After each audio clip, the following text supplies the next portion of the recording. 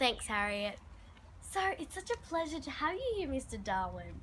To kickstart off our interview, let's just start with the simple question. Tell us a little bit about yourself. Well, I was the youngest of 6, born in England, 1809. My father wanted me to be a doctor, but I don't really like the sight of blood. It's just, it makes me feel really ill if I see blood. Anyway, so I trained to be a priest. That didn't work out. I got so bored.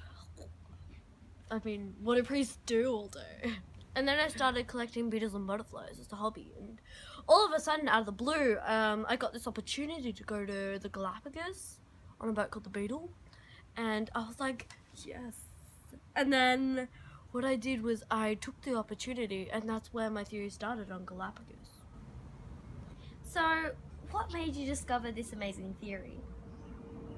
I went to the island of Galapagos, as you know. Galapagos is part of a group of small islands, just so you know. Anyway, there was an island there that was full of low shrubs and little plants, whatever you call them. Anyway, and then there were tortoises there, and they were just eating on the little ground. And then I went to a different island near Galapagos, and it was full of high branching trees and high plants, and then I saw these other group of tortoises, and then I noticed most of them were different. And I noticed their shells were different.